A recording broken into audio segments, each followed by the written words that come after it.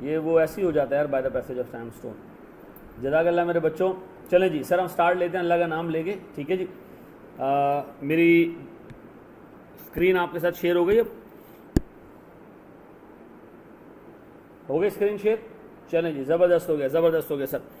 मैं ज़रा से सर ब्रीफ सी बात आपसे डिस्कस करूंगा, फिर उसके बाद हम जो है वो आगे जाएंगे। सर हमने एक चीज़ पढ़ी थी कॉर्पोरेट एसेट, याद आ रहा है लास्ट क्लास में? कॉर्पोरेट एसेट जब हमने लास्ट क्लास में पढ़ी थी, बहुत सारे नवाब के बच्चे उस दिन छुट्टी में थे।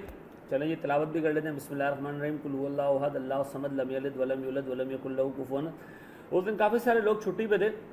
सर ये बहाना वो बहाना फलाना बहाना। आप लोगों ने आई होप वो लेक्चर देख लिए हों, ठीक है ना? क्योंकि आप लोगों की सुस्ती इतनी है कि आप लोग जो है वो चीज़ें देखते नहीं हो। सर आकाश की क्लास से क्लैश था, ठीक है जी। चलो खैर सर आकाश की क्लास से क्लैश था, लेकिन बाकी तो आप देख लेंगे ना, कर लेंगे हम, अल्लाह का नाम लेके आगे बढ़े। सर हमने कॉर्पोरेट एसेट की एग्जांपल्स देखी थी। सर कॉर्पोरेट एसेट वो एसेट्स होते हैं जो मल्टीपल कैश जनरेटिंग यूनिट्स को हेल्प करते हैं, मल्टीपल कैश जनरेटिंग यूनिट्स को हेल्प करते हैं, याद आ रहा? अच्छा जी, मल्टीपल कैश जनरेटिंग यूनिट्स को अगर हेल्प करते हैं सर, तो अब हम करते हैं कि सर अगर हमने इम्पेयरमेंट टेस्टिंग करनी है तो सर हमारे पास दो केसेस हैं। या तो कॉर्पोरेट एसेट एलोकेट हो सकता है टू सीजीयूज या नहीं हो सकता। अगर एलोकेट हो सकता है सर तो आप एक काम करें, आप एसेट जो कैरिंग अमाउंट लें सीजीयू का, आप उसमें कॉर्पोरेट एसेट की कैरिंग अमाउंट जो उसको एलोकेट हुई वो ऐड कर दें, ठीक है जी। उसको कंपेयर करें रिकवरेबल अमाउंट से। अगर कोई इम्पेयरमेंट आती है तो वो इम्पेयरमेंट एसेट्स को भी एलोकेट करें और कॉर्पोरेट एसेट को भी एलोकेट करें। याद है भाई ये? ऐसा है सर? ऐसा है सर? अच्छा जी, फिर उसके बाद हमने पढ़ा था जब एलोकेट नहीं हो सकता तो हमने दो स्टेप्स में करना है सर। हाँ बोलो बोलो। नहीं मैं से बात हो गई है, मैं करता हूँ कॉल, 2 मिनट मैं कॉल क्लास में कॉल करता हूँ। अभी 6:30 बजे नहीं बंद हो चुका है, चलो रखो मैं क्लास में। ओके अच्छा जी सर, मेरे पास अगर एलोकेट नहीं हो सकता कैश जनरेटिंग यूनिट को सीजीयू, तो मैं करता क्या हूँ? पहले सर मैं टेस्ट करूँगा सीजीयू को, टेस्ट करूँगा मैं सीजीयू को विदाउट कॉर्पोरेट एसेट। याद आ रहा है भाई? कोई नई चीज़ तो नहीं कर रहे ना? और फिर हम क्या करेंगे जनाब, स्टेप 2 में हम फॉर्म करेंगे ग्रैंड सीजीयू। याद आ रहा है भाई? हाँ ज़रा सर एक छोटा सा जो है वो एग्जांपल लेके चलते हैं, हम एक छोटी सी क्लास लेके चलते हैं सर, जो हमें जो है वो हेल्प आउट करेगा। तैयार हो? बड़े क्वेश्चन देखे छोटा सा। अच्छा चलें अगर एक छोटा सा क्वेश्चन देखते हैं सर, फिर मैं आपको पास पेपर के 2 क्वेश्चन हैं वो करवाने मैंने। सर प्लीज़ बोर्ड पे देखिएगा। सर मिसाल के तौर पर हमारे पास 3 कैश जनरेटिंग यूनिट्स हैं, कराची, लाहौर, पेशावर, ठीक है जी। ये 3 कैश जनरेटिंग यूनिट है, हमारी 3 ब्रांचेज हैं सर। कराची में एक ब्रांच है, एक लाहौर में ब्रांच है, एक पेशावर में ब्रांच है। सर इन सब में जो एसेट्स मौजूद हैं वो एसेट्स मौजूद हैं सर 200 रुपये के, 150 रुपये का और 350 रुपये की। ये एसेट्स मौजूद है हमारे पास कहाँ पर?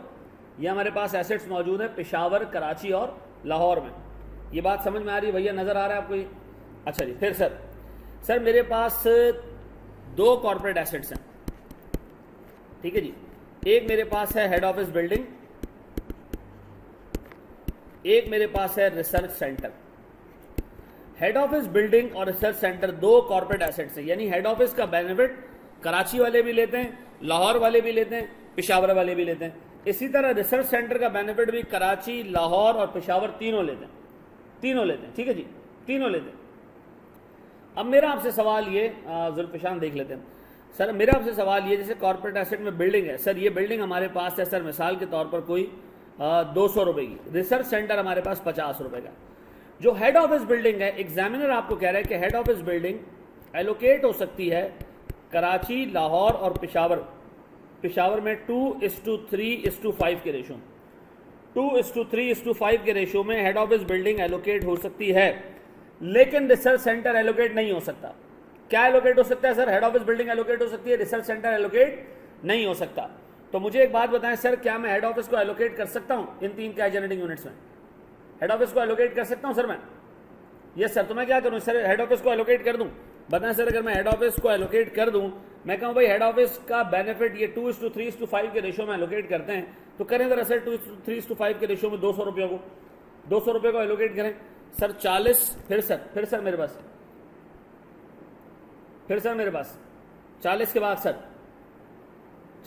सर 60, फिर मेरे पास 100। ऐसा अब बताएं सर मेरे पास क्या रिसर्च सेंटर एलोकेट हो सकता है तीनों को? रिसर्च सेंटर एलोकेट हो सकता है क्या? रिसर्च सेंटर तीनों का एलोकेट हो सकता है? नहीं सर, नहीं हो सकता एलोकेट। तो एक काम करो, रिसर्च सेंटर को 2 मिनट रहने दो। आपने वो कैश जनरेटिंग यूनिट, वो corporate asset cash generating units को एलोकेट कर दिया जो एलोकेट हो सकता है। डन हो गया। अब बताएं सर मेरे पास टोटल कैरिंग अमाउंट कितना आ गया? 240, फिर सर 210, फिर कितना आ गया जी? 450। ऐसा अब आपको एग्जामिनर बता रहा है रिकवरेबल अमाउंट, ये एग्जामिनर आपको बताएगा। सर एग्जामिनर आपको कह रहा है कि इसका रिकवरेबल अमाउंट है 210, सर इसका रिकवरेबल अमाउंट है 250 और इसका रिकवरेबल अमाउंट है सर 400। तो मुझे बताएं इसमें से कौन कौन से सीजीयूज इम्पेयर्ड हैं, कौन कौन से सीजीयूज इम्पेयर्ड हैं? सर रिसर्च सेंटर एलोकेट नहीं हो सकता, इसके कई रीजन हो सकते हैं। हमें प्रिसाइसली नहीं पता कि रिसर्च सेंटर जो है वो कितना बेनिफिट कराची, लाहौर और इस्लामाबाद को देता है या पेशावर को देता है, प्रिसाइसली नहीं पता। तो हम ये व्यू ले रहे हैं कि जी नहीं हो सकता एलोकेट। ठीक है जी, आपने सर एग्जाम में ना उससे बहस नहीं करनी कि क्यों नहीं हो रहा एलोकेट, भाई जल्दी से बताओ पहले ही। अब बना सर अगर मैं आपसे कहूँ मेरे पास 30 रुपए का जो है वो इम्पेयरमेंट आ रहा है कराची में,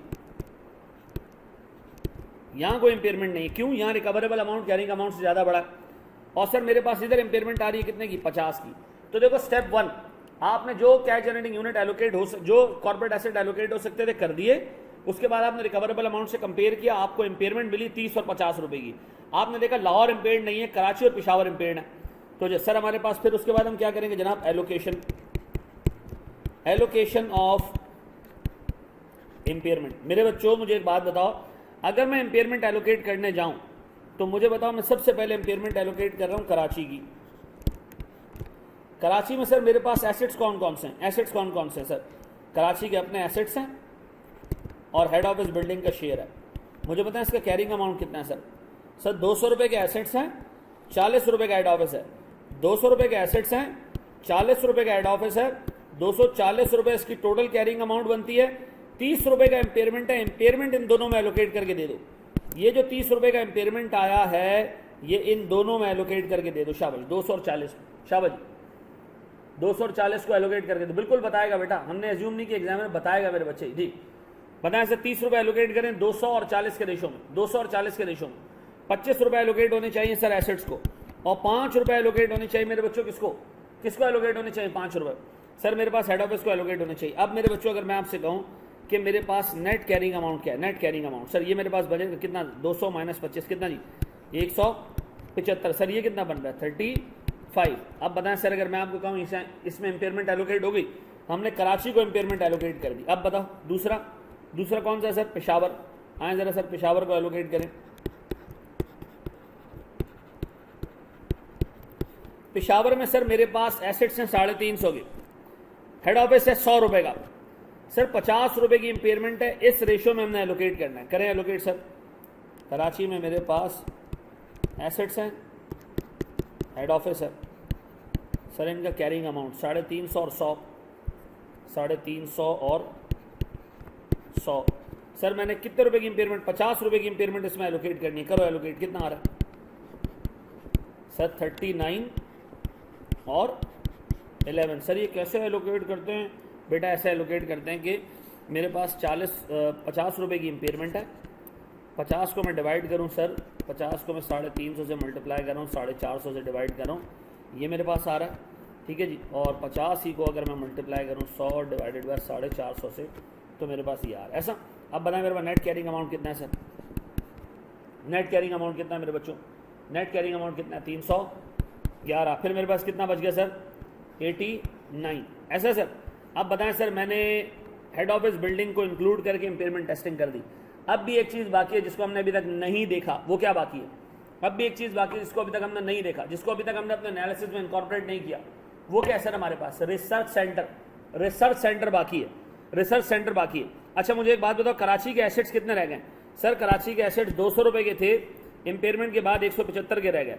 सर लाहौर के एसेट्स ऐसे कैसे आ रहे हैं? पेशावर के 350 रुपये के एसेट्स थे, इम्पेयर हो के 311 रुपए के रह गए, ऐसा। अब अगर मैं तुमसे पूछूं sir step two sir step two, please board पे देखना, form a grand CGU, grand cash generating unit बनाए सर। अब बनाए ग्रैंड कैश जनरेटिंग यूनिट में मेरे पास क्या क्या आना चाहिए, Karachi, Lahore, Peshawar, head office building और रिसर्च सेंटर। अब बताएं सर इनकी कैरिंग अमाउंट्स क्या क्या है, इनकी कैरिंग अमाउंट्स क्या क्या है। कराची का कैरिंग अमाउंट कितना है सर एसेट्स का कैरिंग अमाउंट कराची का बच गया 175, था 200 रुपए का, सर 25 रुपए की इंपेयरमेंट के बाद ये रह गया 175 का। सर लाहौर में कोई इंपेयरमेंट नहीं थी, तो लाहौर का कैरिंग अमाउंट है एसेट्स का 150। नजर आ रहा है भाई, लाहौर का कैरिंग अमाउंट एसेट्स का कितना है जनाब, 150। चलो जी, फिर सर पेशावर का कैरिंग अमाउंट 350 था, लेकिन इंपेयरमेंट के बाद 311 रह गया, 311 जी। अब बताओ जरा head office Karachi, sorry head office का कितना हुआ सर बना, हो सकता है लेकिन उसको आदम जी हम इग्नोर करेंगे जी। हाँ जी, मुझे बताओ हेड ऑफिस की टोटल वैल्यू कितनी है, हेड ऑफिस की टोटल वैल्यू कितनी है सर, वैल्यू कितनी है हेड ऑफिस की टोटल। सर हेड ऑफिस की वैल्यू है सर यहाँ बची हुई है 60 रुपये, फिर सर यहाँ बची 35 रुपये, यहाँ बची हुई 89। सर मेरे पास लाहौर में बची हुई है 60 रुपये, सर मेरे पास कराची में बची हुई है 35 रुपये, और मेरे पास सर यहाँ पर पेशावर में बची हुई 89। तो सर अगर मैं आपसे कहूँ मेरे बच्चों, मेरे पास 89 प्लस कितना जी 35 और 60, 89 35 और 60 कितना बनता है सर मेरे पास, ये 184।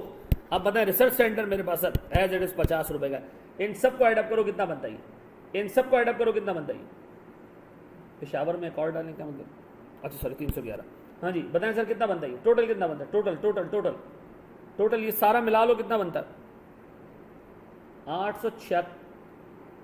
बेटा ये सारे ऐड हो सकते हैं मैथ्स के हिसाब से, ये ऐड हो सकते हैं, हेड ऑफिस 184 है, सॉरी ऐड हो सकते हैं, कितना हो गया 870। अब बनाएं सर ये मेरे पास कैरिंग अमाउंट, अब रिकवरेबल अमाउंट डालना है। अब रिकवरेबल अमाउंट इसने अलग से नहीं दिया हुआ है, तो आप पता है क्या करें, आप इन सब का रिकवरेबल अमाउंट ऐड कर दें, और हमारे पास कोई चारा नहीं है। ये कितना बनता है सर, सबको ऐड कर दो, सबको अगर ऐड कर दो, सबको ऐड कर दो तो 860।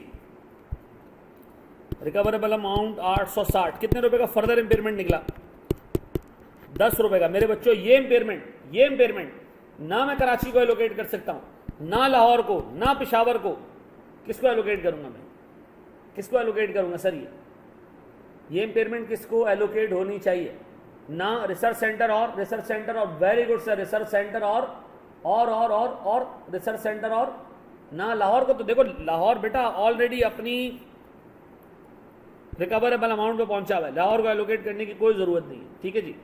किसको एलोकेट होगा, रिसर्च सेंटर और कौन कौन से एसेट जो है वो अपने रिकवरेबल अमाउंट पे पहुंचे हुए सर, या उनसे ज्यादा मौजूद हैं सर, दो चीजों को एलोकेट होगा, रिसर्च सेंटर और हेड ऑफिस को।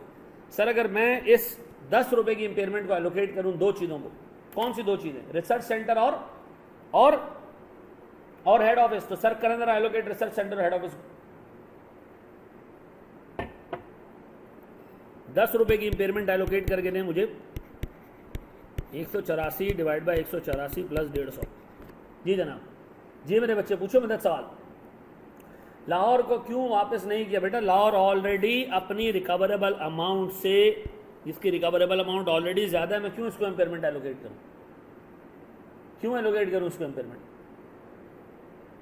एलोकेट इसको इंपेयरमेंट करना गलत है ना। अच्छा ये अपने रिकवरेबल अमाउंट पे आ चुके हैं, ये सारे अपने रिकवरेबल अमाउंट पे आ चुके हैं। अब इसमें एक चीज बाकी है सर, जो भी कॉर्पोरेट एसेट बचा उन्हीं को इंपेयरमेंट एलोकेट हो सकता है, हेड ऑफिस को क्यों। मुझे बताओ सर क्या हेड ऑफिस का सेपरेट रिकवरेबल अमाउंट है, हेड ऑफिस का अगर सेपरेट रिकवरेबल अमाउंट होता ना तो मैं रुक जाता। क्या हेड ऑफिस का सेपरेट रिकवरेबल अमाउंट है मेरे बच्चे, नहीं आ चुका है ना, हेड ऑफिस अपने रिकवरेबल अमाउंट पे नहीं आया हुआ। हाँ जी, अब बताएं क्या करूं मैं। आपका एग्जामिनर ने पता है क्या किया, जो लास्ट अटेम्प्ट का सवाल पूछा उसने, ये जो इंपेयरमेंट निकली ना 10, ये सब मैं एलोकेट कर दी। फिर बहुत बहस हुई, तो उन्होंने क्या किया कि अपने सोल्यूशन में ऑल्टरनेटिव ट्रीटमेंट डाल दी, ऑल्टरनेटिव ट्रीटमेंट, अभी मैं आई कैप का सोल्यूशन आपको बताऊंगा तो ऑल्टरनेटिव ट्रीटमेंट उसमें डली हुई होगी। सर लेकिन ऊपर इम्पेयरमेंट हेड ऑफिस को तो एलोकेट हो गई है। बेटा मैं फिर रिपीट कर दूँ, अगर हेड ऑफिस की कोई रिकवरेबल अमाउंट होती अलग से तो मैं हेड ऑफिस को उसको उससे नीचे नहीं जाने देता। ठीक है जी, उससे नीचे नहीं जाने देता। अब बताओ अगर मैं एलोकेट करूं सर इसमें इम्पेयरमेंट को तो किस किस को एलोकेट होगी? करो जरा एलोकेट सर, कितने? 8 रुपए और 2 रुपए। अब बताएं सर, अगर मैं आपसे कहूं मेरे पास पोस्ट इम्पेयरमेंट कैरिंग अमाउंट्स क्या क्या है? 175, 150, 311, फिर 176, फिर 48। जी जनाब। सर अगर लाहौर का रिकवरेबल अमाउंट नहीं दिया होता तो लाहौर को एलोकेट फिर ऑब्वियसली लाहौर को ऊपर ही हम इम्पेयर कर देते। मैं कैसे पता चला कि वो रिकवर, यही तो मैं बोल रहा हूँ यार, क्या हमें तो नहीं पता ना कि वो रिकवरेबल अमाउंट में पहुंचा है नहीं पहुंचा, तभी तो इम्पेयरमेंट एलोकेट की। स्टैंडर्ड क्या कहता है, जब एक चीज़ अपनी रिकवरेबल अमाउंट से पे पहुंच चुकी है या उससे ऊपर है ऑलरेडी या उससे नीचे ऑलरेडी, उसको इम्पेयरमेंट नहीं एलोकेट करो। मुझे हेड ऑफिस का सेपरेट रिकवरेबल अमाउंट है ही नहीं, गिवन ही नहीं है, ना गिवन होगा पेपर में कभी। ठीक है जी, तो मैं उसको इम्पेयरमेंट लाजमी एलोकेट करूंगा। सर लाहौर पर एलोकेट क्यों नहीं किया? आओ ज़रा ऊपर बेटा। सर देखें लाहौर, मेरे प्यारे बच्चों, मेरे नन्हे मुन्ने बच्चों, क्या लाहौर स्टेज 1 पे इम्पेयर्ड था? क्या लाहौर स्टेज 1 पे इम्पेयर्ड था? क्या लाहौर स्टेज 1 पे इम्पेयर्ड था? क्या लाहौर स्टेज 1 पे इम्पेयर्ड था? इम्पेयर्ड था क्या लाहौर स्टेज 1 पे? इम्पेयर्ड था नहीं, तो मैं कैसे एलोकेट करूँ उसको इम्पेयरमेंट? क्यों एलोकेट करूँ उसको इम्पेयरमेंट? ग्रैंड सीजीयू का रिकवरेबल अमाउंट दिया होता तो बिल्कुल बिल्कुल नहीं, फिर भी हम एलोकेट नहीं करते यार। देखो मैं फिर एक चीज रिपीट कर दूं, आपने पहले टेस्ट में डिक्लेयर कर दिया कि लाहौर इज नॉट इम्पेयर्ड। आपने पहले टेस्ट में डिक्लेयर कर दिया that Lahore is not impaired. Lahore अपनी जो है वो रिकवरेबल अमाउंट से सिग्निफिकेंटली नीचे, ठीक है जी, सिग्निफिकेंटली नीचे, तो आपने उसको फर्दर इम्पेयरमेंट नहीं एलोकेट करनी। 860 की रिकवरेबल अमाउंट कहां से आई? ये मेरे को, मैंने डब्बा बनाया यहां बाकायदा, इन तीनों को ऐड किया मैंने। डन हो गया। गुडविल तो सबको एलोकेट होती थी, गुडविल एलोकेट होती तो गुडविल एलोकेट करने से इम्पेयरमेंट का क्या ताल्लुक है? सर अगर हेड ऑफिस की रिकवरेबल अमाउंट गिवन होती तो बेटा फिर मैं वहां रुक जाता, फिर मैं उससे आगे नहीं जाता मेरे बच्चे। सर स्टेप 1 में हमने जिसे एलोकेट कर देते हैं तो स्टेप 2 में एलोकेट नहीं करता। हाँ बिल्कुल, इसलिए कि वो रिकवरेबल अमाउंट को ऑलरेडी पहुंच चुकी है। जो बिल्कुल सही कह रहे हो। अब बताएं सर, अगर मैं आपसे कहूं मेरे पास ये मिला के कितना बन रहा है? 860 बन रहा है, 860।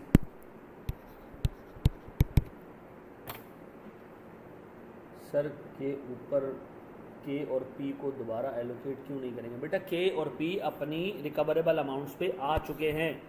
के और पी अपनी रिकवरेबल अमाउंट्स पे आ चुके हैं। के और पी अपने रिकवरेबल अमाउंट्स पे आ चुके हैं। कितना ही रिकवरेबल अमाउंट? 400। अब इसमें मजीद इम्पेयरमेंट एब्जॉर्ब करने का पोटेंशियल नहीं है। के और पी अपने रिकवरेबल अमाउंट पे आ चुके हैं।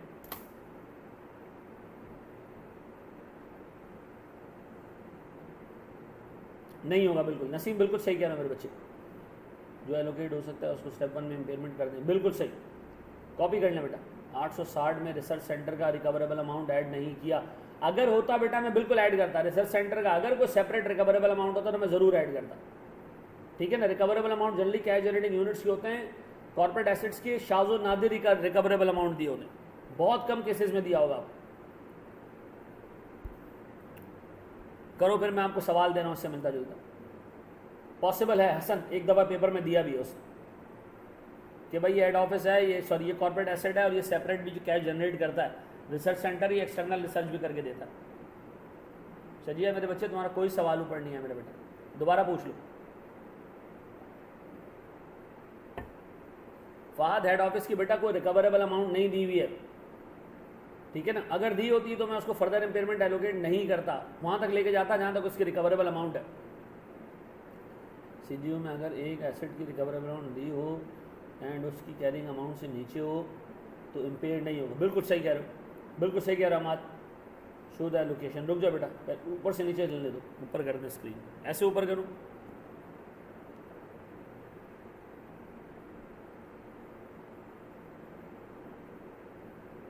बेटा 860 रुपये की रिकवरेबल अमाउंट में तीनों की रिकवरेबल अमाउंट ऐड कर दी, ठीक है ना। हेड ऑफिस की इम्पेयरमेंट के और पी के एसेट्स के साथ इम्पेयर हुई हैं, दोबारा इम्पेयरमेंट।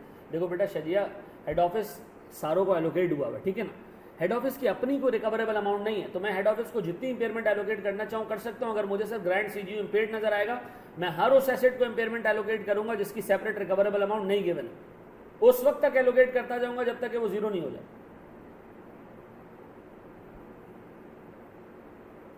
हो सकता है कॉर्पोरेट एसेट का रिकवरेबल अमाउंट, उसको फिर नॉर्मल एसेट की तरह ट्रीट करना है।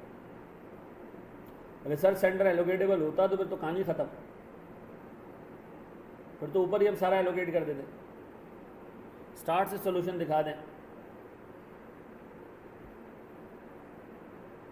नहीं है सेपरेट रिकवरेबल अमाउंट सारों का मिला के, तो मैं इन तीनों को ऐड करके ये कहूंगा कि भाई यही टोटल रिकवरेबल अमाउंट है। रिकवरेबल अमाउंट हमेशा गिवन होगी। मोहम्मद हसनैन, हुसैन क्या नाम है, हसनैन मेरे भाई, जो तुम्हारे पास रिकवरेबल अमाउंट ऊपर तीनों की दी हुई है ना, अगर कोई separate recoverable amount grand CGU की नहीं दी हुई है तो मैं इसी को ऐड करके तीनों की रिकवरेबल अमाउंट ऐड करके ग्रैंड सीजीयू की रिकवरेबल अमाउंट बना दूंगा।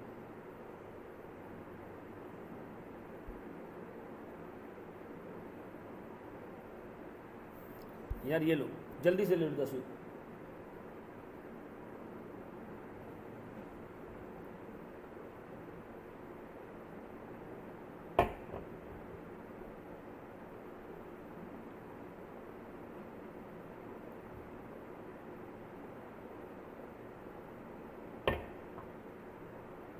हेड ऑफिस का प्रोपोर्शन नहीं होता तो फिर हम यही काम करते, यानी ग्रैंड सीजीयू बनाते। फिर पहले इंडिविजुअली सबको इंपेयरमेंट टेस्टिंग करते, फिर ग्रैंड सीजीयू बनाते।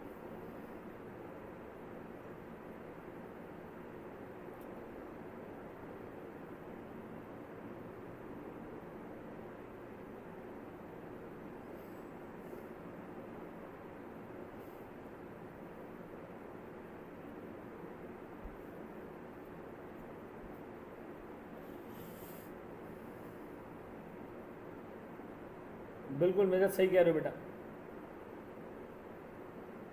भाई, अगर इस तरह तुम लोग गिनती करोगे कि कितनी क्लासेस और लगेंगी तो फिर हो गया काम। जितनी चीज़ें मैं पूरी करा के भेजूंगा, मैं जल्दी ख़त्म करने के चक्करों में मुनासिब नहीं करूंगा। मैं बता रहा हूँ जितने पास पेपर में सवाल हैं सब मैं क्लास में करा के भेजूंगा। ये मेरी एक लिमिटेशन है कि मैं पेलूंगा नहीं भाई, मैं बता रहा हूँ, ठीक है ना।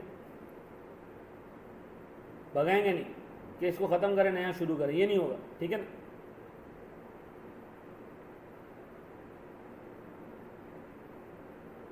सेट हो गया मेरे बच्चे सर?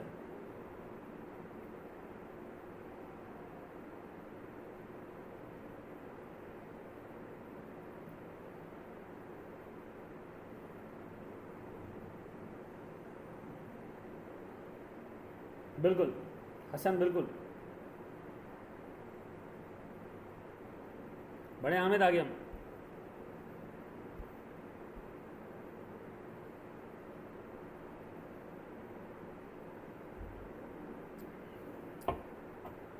जी जनाब, इसी वीक से आकाश भी स्टार्ट ले लेगा IAS 19 से या EPS से। देखो आई कैप का जो क्वेश्चन बैंक है ना रज़ा, उसमें ACCA के क्वेश्चन हैं F7 के, और कुछ सवालात ऐसे हैं जो उन्होंने पास पेपर्स के उठाए। इससे बहुत बेहतर ये कि आप लास्ट 10-12 अटैम्प्ट के पास पेपर्स कर लो, उससे पीछे नहीं जाना क्योंकि ट्रीटमेंट चेंज हो चुकी हैं। बिल्कुल नहीं, 21 बेटा सैयदा है, 21 तक के होते हैं। नेक्स्ट हम लीज करेंगे, ठीक है ना।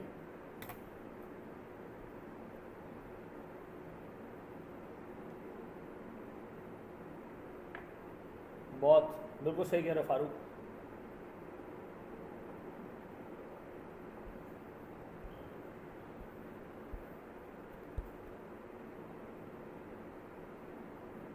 सही है भाई।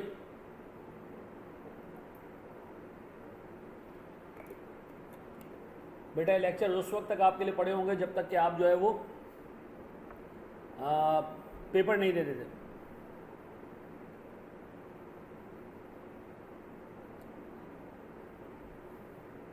सुबह रख लिया करें, ठीक है जी। बड़े हम आगे दोस्त, ये जो अभी आपको सवाल दे रहा हूँ अगले पास पेपर्स का ही है, ठीक है जी। 150 ऐड क्यों किया आपने 184 में? 150 ऐड क्यों किया हमने 184 में? कहाँ भाई,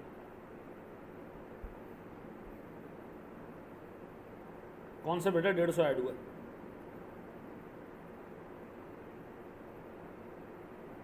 बिल्कुल, वेटिंग फॉर नेम 3006, बिल्कुल। बढ़ जाए हम आगे दोस्त। सर सिलेबस अगर चेंज हुआ तो फिर क्या होगा? भाई तुम्हारा सिलेबस जो है ना वो मुकम्मल सिलेबस है, उसमें चेंज नहीं हो सकता कुछ। बढ़े हम आगे दोस्त। सिलेबस चेंज होता है उन सब्जेक्ट्स का जिसमें कोई चीज़ छूट गई होती है। बिल्कुल बेटा बिल्कुल, वेटिंग फॉर नेम, तुम्हारा नाम नहीं आ रहा, बिल्कुल। आगे बढ़ जाए सर, चले आए जरा सर एक सवाल पे।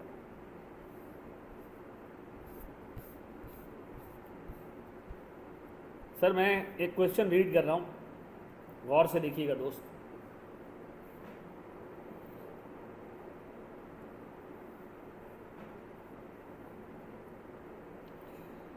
अच्छा जी, पढ़ें इसको, देखें इसको। ऐसा कर रहा हूं ना अली अदर सर, ऊपर क्वेश्चन रीटाइप करना पड़ेगा, पढ़ लीजिए गालिब। अच्छा चलें जी।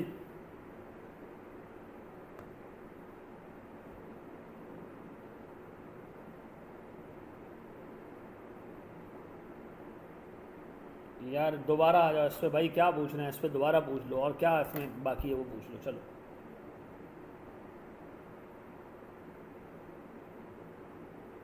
साथ साथ देता रहूँगा मैं, फ़कत इसमें और क्या पूछना है बता दो।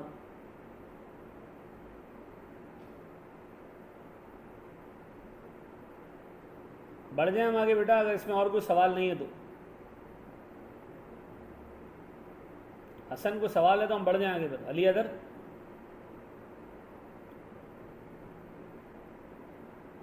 सर, लास्ट स्टेप में जो 184 इम्पेयर हुआ है उसमें कराची इसकी बात करो भाई, इसकी कोई सेपरेट रिकवरेबल अमाउंट नहीं थी, मैंने इसलिए इसको उठा के फर्दर इम्पेयर कर दिया, ठीक है ना।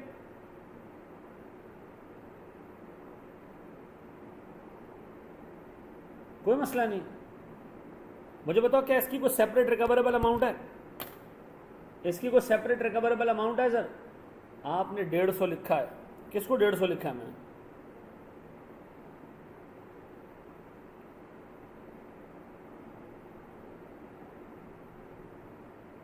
बढ़ जाए हम आगे दोस्त। बेटा ये 175 है, ये 150 है, ये 311 है, ये मेरे पास 176 है, और अगर मैं नशे में नहीं हूं तो ये 48 है। हाँ जी। अरे यार मर जाओ डूब के यार, ये लो। बड़े हम आगे दो, इसके लिए पूरा तुम लोग ने पलटाया वापस। आरसी की इंपेयरमेंट पहले इसलिए नहीं की कि भाई वो एलोकेट नहीं हो सकता था ना, उसको बाद में एलोकेट करना पड़ा, मतलब वो उसको बाद में हमने इंपेयर करना पड़ा, पहले वो इंपेयर कर लो जो एलोकेट हो सकते हैं।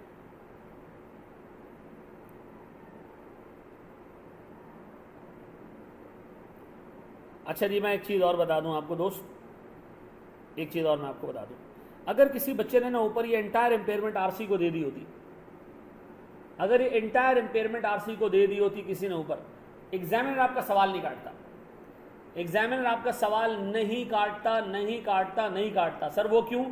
क्योंकि सर इस एग्जामिनर से जो करंटली बंदा काम कर रहा है, जो एग्जामिनेशन डिपार्टमेंट में मौजूद हैं लोग, जो सब्जेक्ट स्पेशलिस्ट हैं, उनसे सर इस पर 12 दफ़ा चीज़ें डिस्कस हुई हैं। जब ये सवाल हम खत्म करेंगे मैं तुम्हें आईकैप का एक सोल्यूशन बताऊंगा और उसमें चेंज बताऊंगा कि आईकैप ने क्या किया, ठीक है जी जनाब। मैं इसको रीड करूं। सर ये कह रहा है गालिब लिमिटेड मैन्युफैक्चरर्स, नजर आ रहा है बेटा सबको? Ghalib limited manufacturers 3 products X, Y and Z, नजर आ रहा है भाई?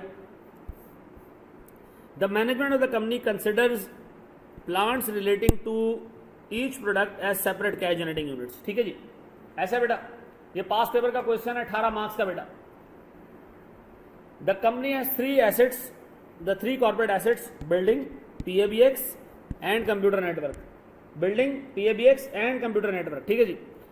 The assets were valued as under, sir ये कैरिंग अमाउंट है इनका और ये रिकवरेबल अमाउंट है तीनों का। फिर वो कह रहा है कॉर्पोरेट एसेट 3 है, बिल्डिंग है, PABX है, कंप्यूटर नेटवर्क है, ठीक है। फिर based on a study carried out by the company which involved consideration of various factors, The management was able to determine that the building and PABX system can be allocated in plant 1, 2 and 3 in the ratio of 2:3:5. However, the management was unable to determine on a reasonable basis, consistent basis by allocating the cost of computer network. उसने कहा ये दो allocate हो सकते हैं,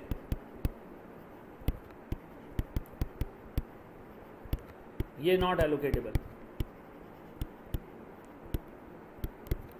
ठीक है जी, शाबाश सर, मुझे करके दें सवाल जल्दी से. जी जनाब.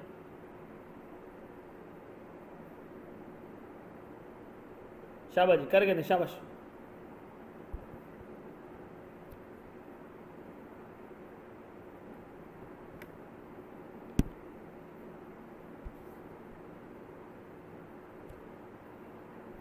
$18 मार्क्स के लिए आप खेल रहे हो. ये सवाल नहीं बेटा, दो बंदे आएंगे कराने के लिए, खुद ही करना है भाई सबने.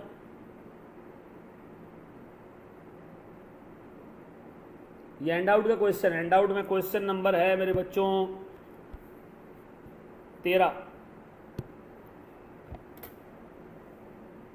क्वेश्चन नंबर 13 बेटा.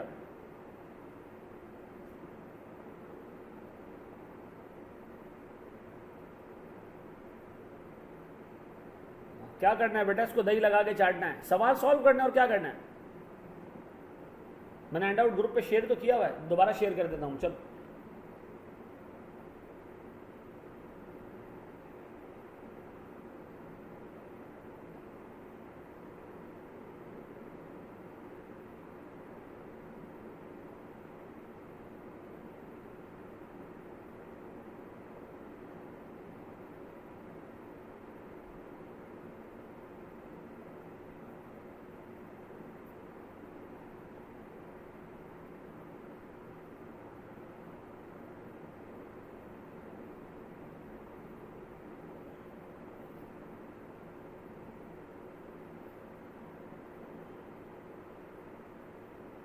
शाबाश जी, शाबाश शाबाश शाबाश.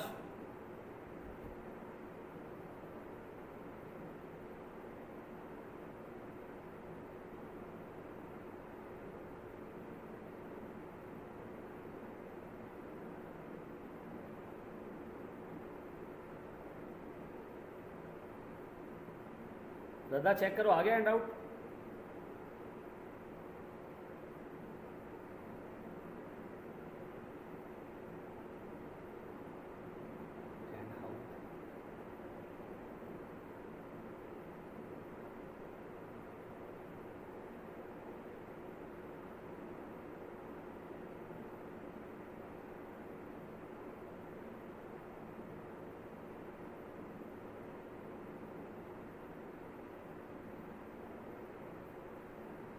यस, और कोई चारा नहीं है हमारे पास.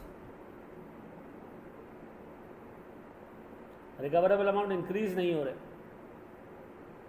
कर देता हूँ मेरे बच्चे हमसे.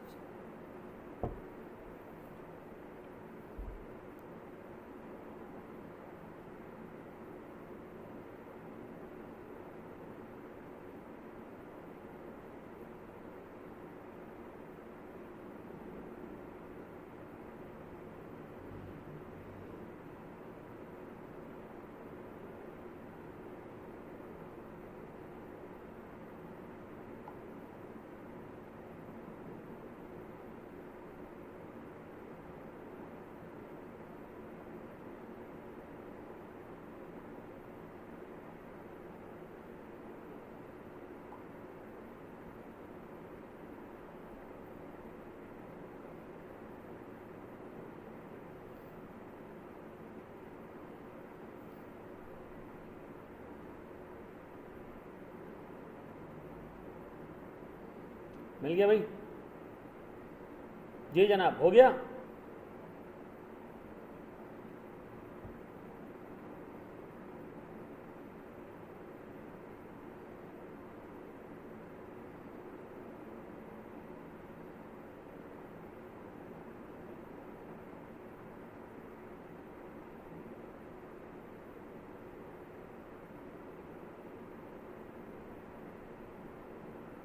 बेटा ये अज्यूम कर लो इस सबके रिकवरेबल अमाउंट है, और ग्रैंड सीजीयू की कोई अलग से रिकवरेबल अमाउंट नहीं है, तो इनको ऐड कर देना तुम.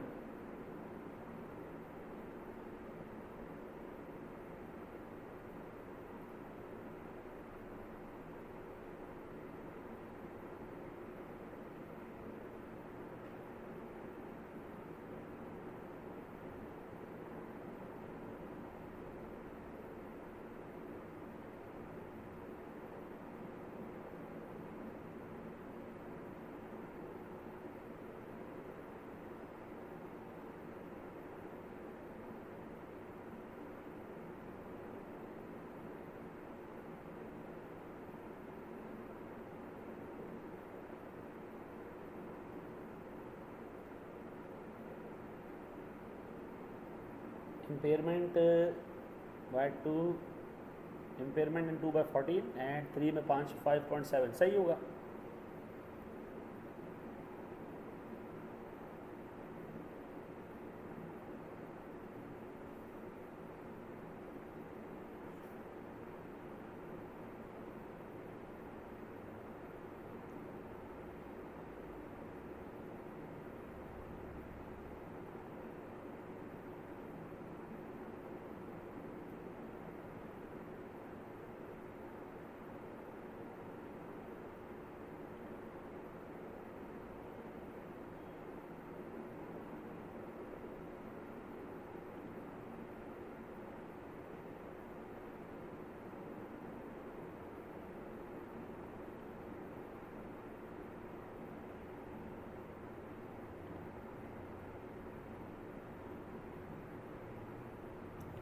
चलो जी, असद सही है बिल्कुल।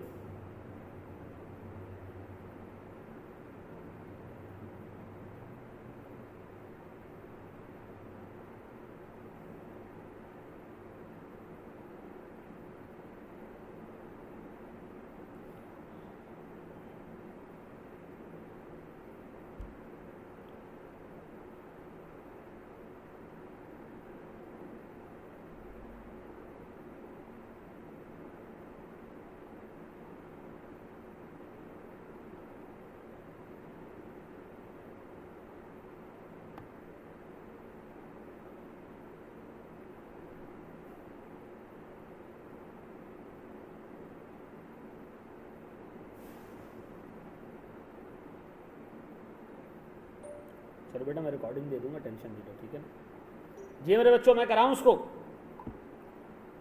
मैं कराऊं? करो करो करो, शाबाश शाबाश।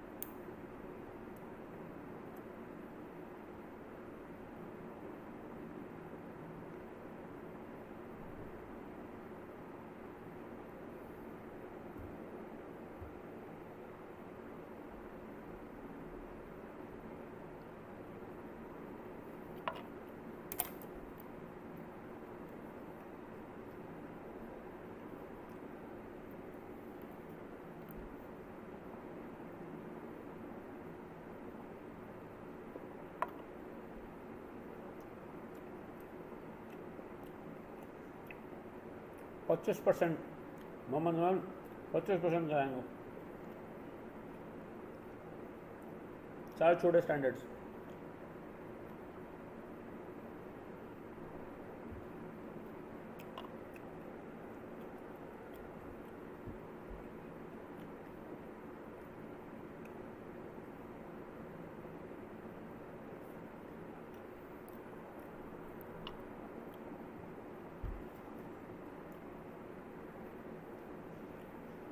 जी मेरे बच्चों मैं कराऊं?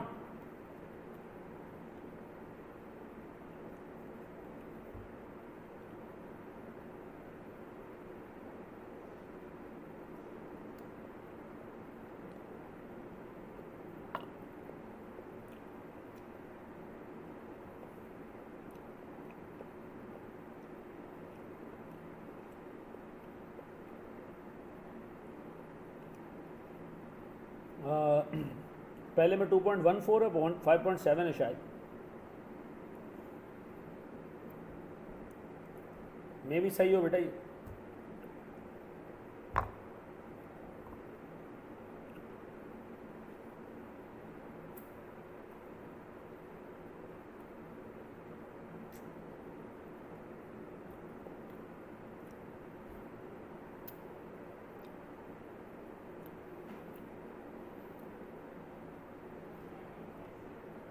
जी बड़ हैं, हाँ तुम्हारा नाम नहीं आ रहा मुस्तफ़ा।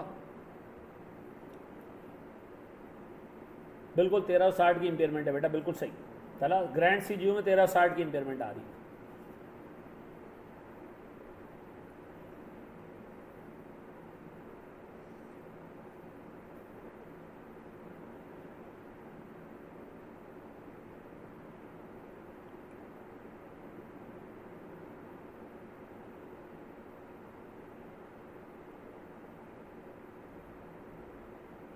नहीं देखो हमारे पास और कोई रिकवरेबल अमाउंट है ही नहीं ना इसमें, तो हमने इसी को यूज़ कर लिया।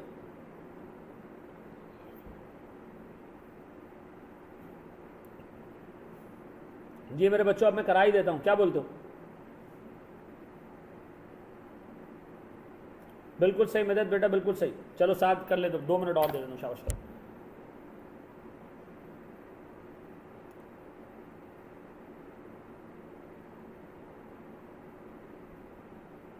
देखते हैं मुजम्मिल,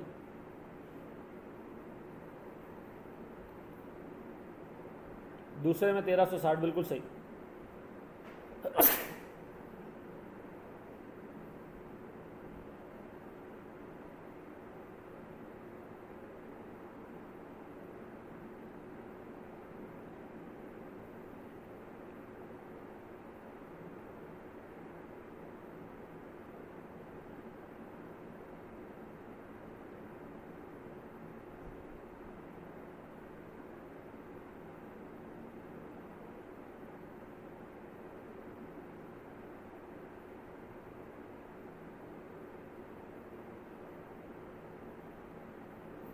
जी मेरे भाई,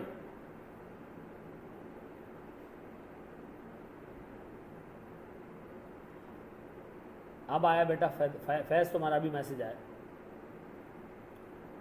बिल्कुल सही उस्मान, बिल्कुल सही सर। ऊपर जो रिकवरेबल अमाउंट सीजीयू में एसेट्स में एलोकेट कॉर्पोरेट, देखो बेटा इसमें कुछ भी नहीं लिखा हुआ ना असद, हमारे पास अब मजबूरी है, हमारे पास अब मजबूरी है, हम उसी कैरिंग अमाउंट को यूज़ करेंगे। ठीक है जी। 22064 में भी यही हो रजा, देखते हैं अभी। आप कर सकते हो मिदत, आप कर सकते हो खुद से। लेक्चर जब सब कवर हो जाएगा, आपको खुद से करने की ज़रूरत नहीं है, खुद से करना है आप लोगों ने, देख लो कोई मसला नहीं। दुआ करो बेटा सेट हो जाए। ग्रैंड सीजीओ में इम्पेयरमेंट आ रही होगी 1.36। रिकवरेबल अमाउंट ग्रैंड सीजीओ का तीनों को ऐड कर देना। हमारे पास और कोई रिकवरेबल अमाउंट इस सवाल में नहीं है, तो हम यही कर सकते हैं। नहीं इसमें मुस्तफ़ा देख लो, तुमने थोड़ी सी गलती की होगी कोई, मैं करा दूँ? चलो जी, सबसे पहले मुझे बताएं सर, मेरे पास है कौन कौन से प्लांट्स, एक्स वाई और जेड?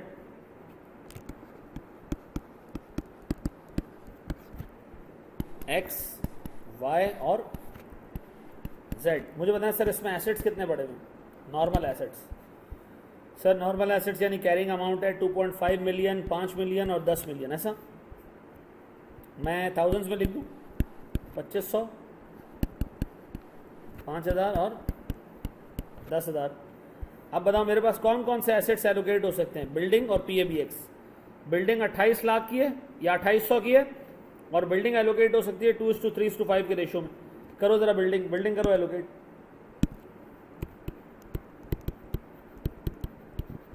बिल्डिंग करो एलोकेट। ललित बिल्कुल सही है मेरे बच्चे। 560, फिर 840 और 2:3:5, 1400। अच्छा इसी तरह मेरे पास सर जो पीएबीएक्स है वो 14 लाख का है, जो 14 लाख का पीएबीएक्स इसका आधा हो जाएगा। आधा करो, 280, 420 और 700। अब बताएं टोटल कैरिंग अमाउंट कितना आ रहा है इसका? टोटल कैरिंग अमाउंट आ रहा है 3340,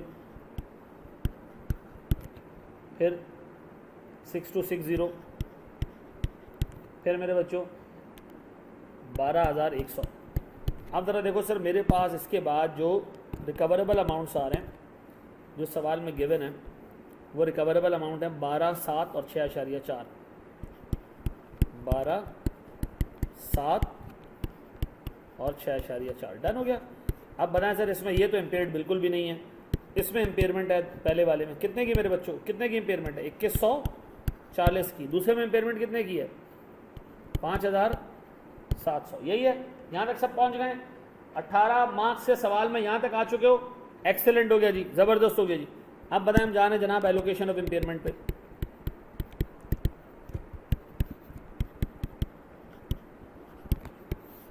हम सबसे पहले एलोकेट कर रहे हैं जनाब इम्पेयरमेंट एक्स का। एक्स और जेड हमने एलोकेट करने ना, हम इम्पेयरमेंट एलोकेट करना है एक्स का। बताएं सर मेरे पास एक्स में एसेट्स कितने हैं? बिल्डिंग की वैल्यू कितनी है, PABX की वैल्यू कितनी है सर? एसेट्स है मेरे पास 2,560 और 280। मुझे बताएं सर इम्पेयरमेंट कितने का है? इम्पेयरमेंट कितने का सर? 2,140। इम्पेयरमेंट किस तरह एलोकेट करूँ? इम्पेयरमेंट किस तरह एलोकेट करूँ सर? 1602, 359 और 179 पक्का डायरेक्ट कर दूँ?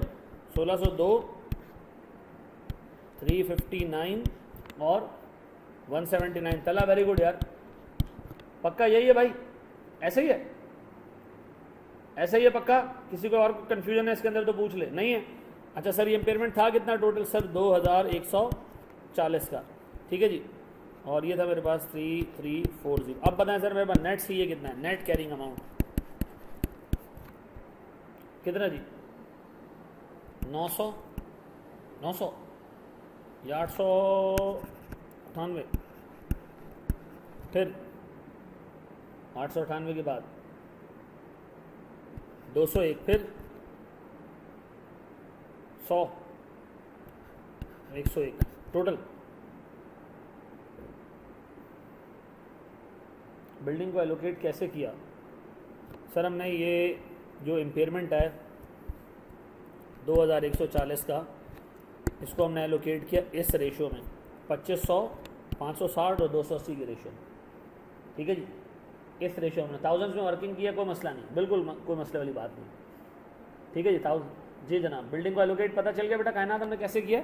हमने 2,140 को इस रेशो में एलोकेट किया, 2500, 560 और 280। सेट है जी। 2500 इसको डिवाइड कर दो आप 3340 से और 560 से मल्टीप्लाई करोगे तो बिल्डिंग का हिस्सा आ जाएगा। सेट है मेरे बच्चे? हुआ या नहीं? चलो जी बताएं कितना आ रहा है सर टोटल? 1200। अब बताएं सर मेरे पास x के बाद में और किसको एलोकेट करूं सर? y तो बिल्कुल मुस्तहकम है, z को एलोकेट करते हैं। अब बताओ z में क्या क्या है सर? मेरे पास एसेट्स हैं, बिल्डिंग है और PABX है, इसकी कैरिंग अमाउंट है, इसमें इम्पेयरमेंट है और इसका नेट सी है। बताएं एसेट्स कितने हैं सर?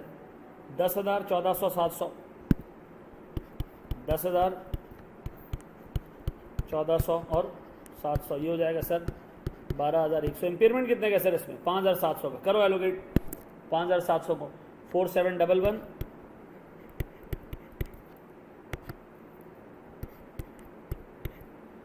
फिर है मेरे पास सर 660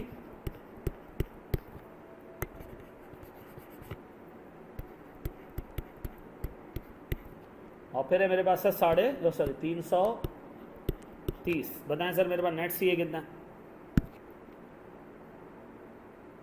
एग्जाम में 1000 में वर्किंग बिल्कुल कर सकते हैं मेरे बच्चों, कोई टेंशन नहीं है यार। है सर मेरे पास 5289 फिर 740 सर मेरे पास 370। टोटल कितना आ रहा सर?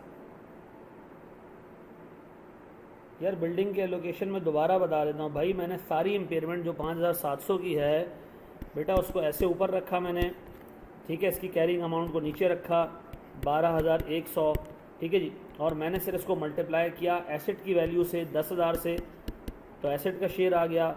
इसको मैंने मल्टीप्लाई किया 1,400 से तो बिल्डिंग का शेयर आ गया। इसको मैंने मल्टीप्लाई किया 700 से तो PABX का शेयर आ गया। सेट है जी?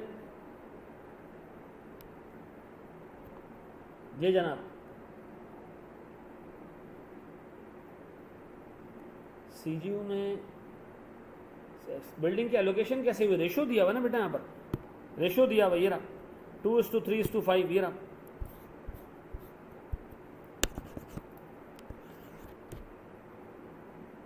सेट है? 2:3:5 में एलोकेट किया हमने बिल्डिंग को।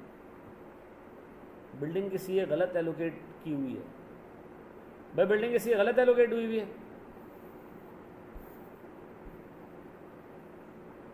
नहीं सही है, सही है। चलो जी, चलो जी, कोई मसला नहीं। राउंडिंग ऑफ का इशू इधर उधर आया होगा। क्या आ रहा है बेटा टोटल? सब सेट है। नेट कैरिंग अमाउंट ये कितना आ रहा है? ये कितना आ रहा है टोटल? 6,400। अब बताओ हम क्या बनाना है सर? Step 2 grand CGU। साईं बनाओ ग्रैंड सीजीयू। ग्रैंड सीजीयू में क्या क्या है सर मेरे पास एक्स है, मेरे पास वाई है, जेड है, फिर बिल्डिंग है, PABX है, कंप्यूटर सिस्टम है। अब बताएं इनकी कैरिंग अमाउंट जो बच चुकी हैं सर, एक्स का एसेट बच चुका है 898। अब ये देखो, ये थोड़ा सा लोगों को मुश्किल लगता है ये ढूंढना। वाई के एसेट्स मेरे पास बचे हैं, उस पर कोई इंपेयरमेंट नहीं आई थी, पूरे 5000 है। जेड के एसेट्स कितने हैं सर? 5289 पक्का। अब उठाओ बिल्डिंग आ रहा है सर मेरे पास 3 हिस्सों में आ रही होगी बिल्डिंग। एक तो आ रही होगी सर मेरे पास बिल्डिंग 840, 201 और 740, सही कह रहा हूँ ना? 840 लाहौर में, सॉरी वाई में, एक्स में बिल्डिंग बची हुई 201 और जेड में बची हुई है 740, यही है पक्का? पक्का कितना बन रही है? 1781।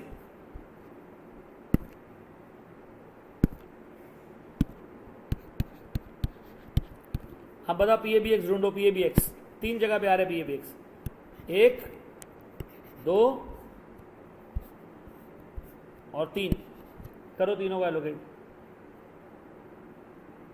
जी जनाब कितना आ रहा है? 890, 891, 890। कंप्यूटर सिस्टम सर केतरे जो है कंप्यूटर सिस्टम साईं? 2100 रुपये जो आहे साईं। हिन जो टोटल छा है? 15,960। अब बनाए सर मेरा रिकवरेबल अमाउंट, सब कुछ तीनों को मिला के जो रिकवरेबल अमाउंट तीनों का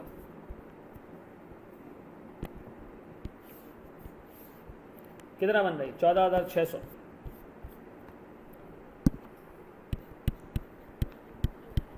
अब बताओ इम्पेयरमेंट आ रही है कितने की? 1360। अब बताओ ये इम्पेयरमेंट में एग्जाम में किसको एलोकेट करूं? किसको एलोकेट करूं एग्जाम में? 1360 की इम्पेयरमेंट किसको एलोकेट करूं? किसको एलोकेट करूं? अब सर देखें, जो मैं आपको ट्रीटमेंट बता रहा हूँ किताब में दी हुई है सर ये, ठीक है ना? ICW की बुक में दी हुई है। इसको एलोकेट करें, इसको एलोकेट करें, इसको एलोकेट करें, ये ट्रीटमेंट 1 है। आपका एग्जामिनर ये 1360 रुपये की इम्पेयरमेंट उठाता है और सबको एलोकेट कर देता है, ऑल ऑल ऑल ऑल। ये दूसरा ट्रीटमेंट है। तीसरा ट्रीटमेंट ये कि सर आप ये इम्पेयरमेंट उठाओ और सिर्फ इसको एलोकेट करो, ये थर्ड ट्रीटमेंट है।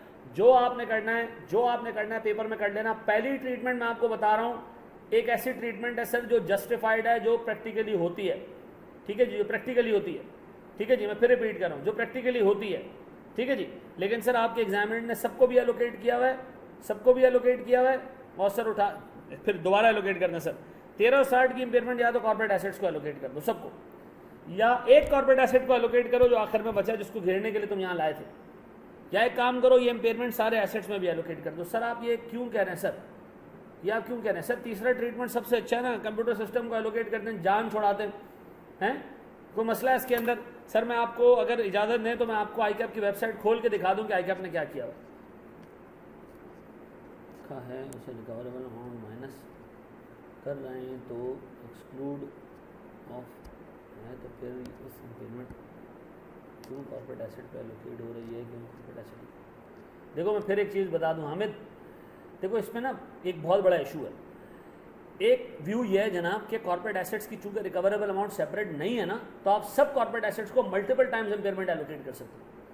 एक व्यू ये जो तुम्हारा एग्जामिनर लेता है कि भाई IAS 36 में क्लियरली नहीं लिखा हुआ कि जब ग्रैंड CGU में इम्पेयरमेंट आती है तो ऊपर वालों को एलोकेट नहीं कर सकते, लेकिन क्लियरली स्टैंडर्ड में लिखा है कि जिस एसेट का रिकवरेबल अमाउंट कैलकुलेट हो सकता है ना, आप उसको रिकवरेबल अमाउंट से ज्यादा नीचे नहीं लेकर आएंगे। बस ये एक लाइन लिखी हुई है बस। अब चूंकि सर मेरे पास कॉर्पोरेट एसेट्स की रिकवरेबल अमाउंट सेपरेटली नहीं है, तो मैं क्या करूंगा सर, उनको जितना चाहूं इम्पेयरमेंट एलोकेट कर सकता हूं। लेकिन मैं फिर आपको बता दूं, ये तीनों ट्रीटमेंट्स ऐसी हैं जो तुम्हारे लिए इक्वली एक्सेप्टेबल है। मैं भी आपको ICAP का सोल्यूशन दिखा देता हूं ना लास्ट अटेम्प्ट का, जो ICAP ने मल्टीपल ट्रीटमेंट्स डाली हैं उसके अंदर कि ये भी सही है, ये भी सही है। बढ़े हम आगे, 3 में टाइम बचेगा सर, थर्ड भी जस्टिफाइबल है क्योंकि आप कह रहे हैं कि भाई ऊपर में जो कॉर्पोरेट एसेट्स ऊपर वाले दो हैं उनको मैं ऊपर इम्पेयरमेंट एलोकेट कर चुका हूँ, उनमें मजीद इम्पेयरमेंट नहीं है। अरे यार अगर मैं अपने हिसाब से बोलूँ ना तो पहली और तीसरी ट्रीटमेंट दोनों लॉजिकल, लेकिन दूसरी ट्रीटमेंट का तो कोई तुक ही नहीं बनता यार कि सबको एलोकेट कर दो। आपके एग्जामिनर ने दूसरी ट्रीटमेंट ही अडॉप्ट की है और फिर क्या, अरे यार मैं इतनी बहस करूँ उससे बेहतर है दिखाई दूँ।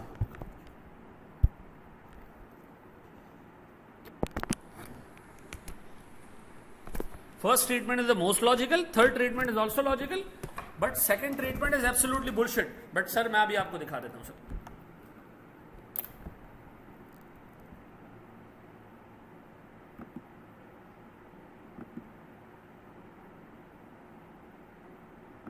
दो मिनट रुक जाओ।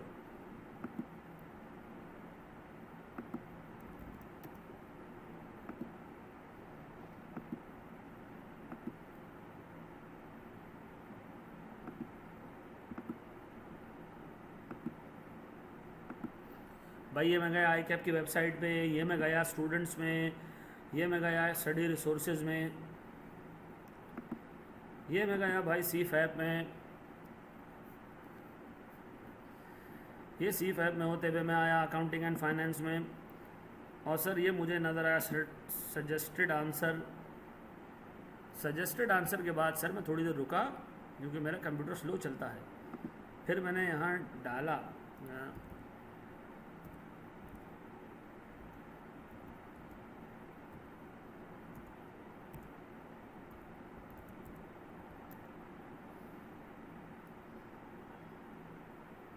अब कहाँ से लाऊं?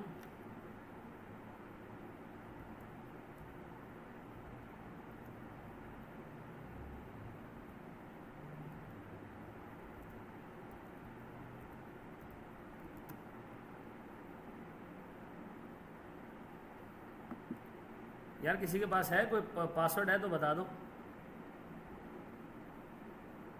97 जबर क्या है, पासवर्ड भी दे दो बेटा।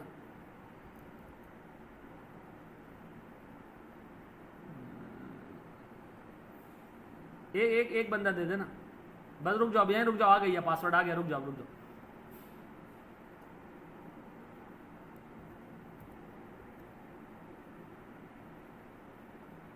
रुक जाओ बेटा, आ गया है।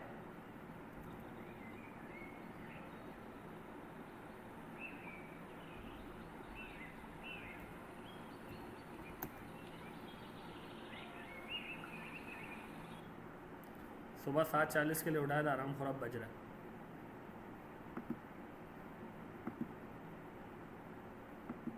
यही था ना विंटर 2019। रुक जाओ बेटा, सराय ज़रा। आई कैप ने किया ये कि ग्रैंड CGU बनाया, इम्पेयरमेंट एलोकेट कर दी सबको, और फिर नीचे क्या दिया, ऑल्टरनेटिव। उसने कहा भाई ग्रैंड CGU बनाने के बाद आप इम्पेयरमेंट सबको एलोकेट ना करें, ठीक है जी, इम्पेयरमेंट आप सिर्फ कॉर्पोरेट एसेट्स को एलोकेट करें, ठीक है जी। आप देख लें भैया, दोनों सोल्यूशन दिए हुए। दूसरा सोल्यूशन हमारी इंटरवेंशन के बाद आया कि भाई आपने जो ऊपर सोल्यूशन किया ये गलत किया है। देखो उन्होंने तीसरे टेस्ट में इम्पेयरमेंट किसको एलोकेट किए, देखें सबको एलोकेट किए, सारे एसेट्स को, Karachi, Lahore, Peshawar, corporate asset 1, corporate asset 2। Second में जब हमने उनसे फटा डाला, हमने कहा भाई इनको क्यों एलोकेट कर रहे हो, तो उन्होंने सिर्फ क्या किया, इन 3 को एलोकेट कर दिया, ठीक है जी, हो गया। Total amount plant one use है तो बिल्डिंग और इम्पेयरमेंट क्या प्लांट। बेटा यही मैं बोल रहा हूँ अली हैदर, कुछ लोग ये करेंगे कि ये समझेंगे और सिर्फ तीसरे को एलोकेट कर देंगे, ठीक है जी। कुछ लोग ये समझते हैं, कुछ लोग ये समझते हैं कि नहीं भाई चूंकि कॉर्पोरेट एसेट एक अलग एसेट है, ठीक है जी, एक अलग उसकी आइडेंटिटी है, उसका कोई रिकवरेबल अमाउंट नहीं है, तो as per standards general guidance आप उसको मजीद इम्पेयरमेंट एलोकेट कर सकते हो क्योंकि उसकी कोई सेपरेट रिकवरेबल अमाउंट नहीं है, ठीक है ना। तो आपने जो करना पेपर में कर देना, तीनों ट्रीटमेंट्स वैलिड है। ये आपके सामने आई कि आपने किया हुआ है भाई, ये मैंने अपने घर पे सोल्यूशन नहीं बनाया, मैं निकाल के देता, तुम कहते अपने घर पे बनाया, यहीं से मैंने तुम्हें आई कैप की वेबसाइट से दिखा दिया। सेट हो गया, बढ़े हम आगे। वैल्यूज अलग अलग हैं, कोई मसला नहीं बेटा, कोई मसला नहीं। डायरेक्ट ट्रीटमेंट करोगे तो वैल्यू अलग ही आएगी ना भाई। मैं रिकमेंड करता हूं सारे कॉर्पोरेट एसेट्स को एलोकेट कर दो, ठीक है ना।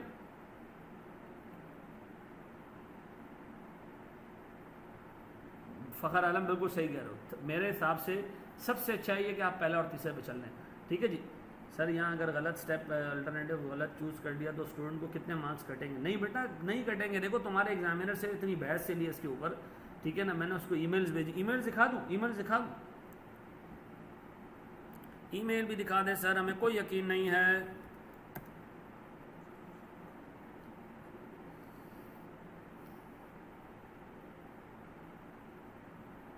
अब हम ना टाइम वेस्ट कर रहे हैं और कुछ नहीं कर रहे हैं।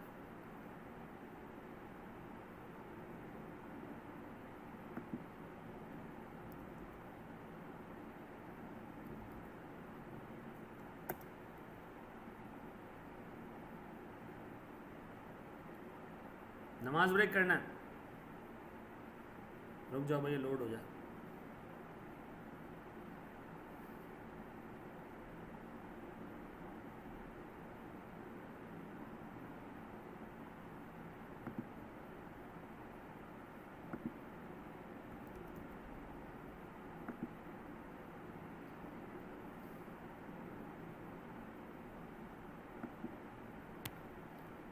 ये देख लें भैया, ये हमने उनको गलती आइडेंटिफाई कराई। हमने आई कैप को ये तक बताया कि तुमने सवाल कहाँ से छापा है, नज़र आ गई?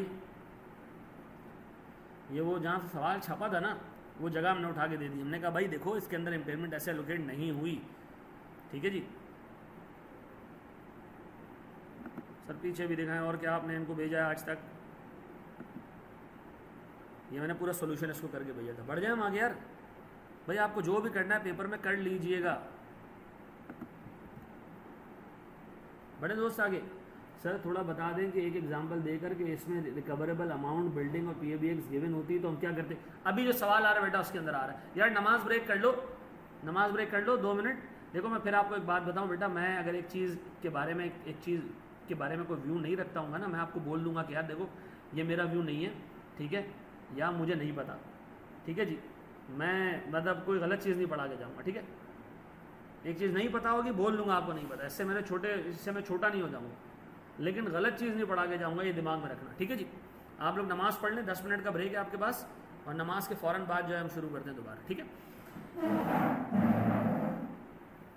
छोड़ दो उसको फ़खर, ये लंबी कहानी है। 10 मिनट का टाइम है बेटा।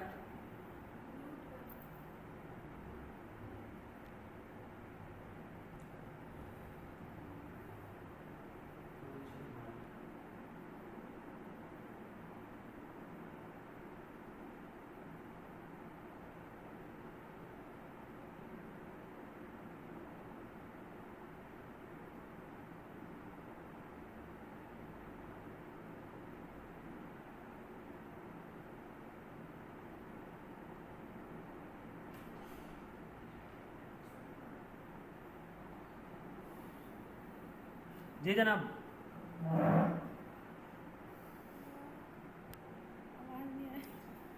जी अरे भाई,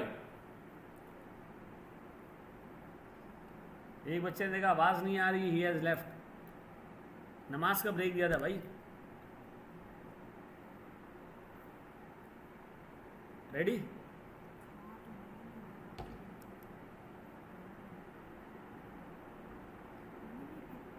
चलो जी।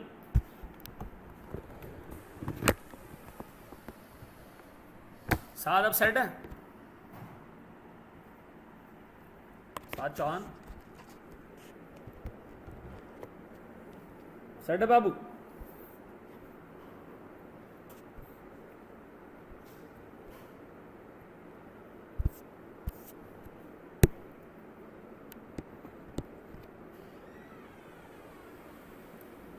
हाँ आदिल, तीनों में एलोकेट कर देना। तेरा 60 बिल्डिंग, पीएबीएक्स और कंप्यूटर सिस्टम।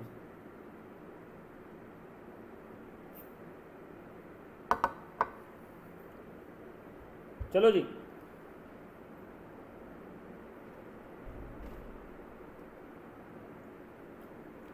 डेबिट चाहिए मेरे बच्चे, कंप्यूटर को एलोकेट कर दो।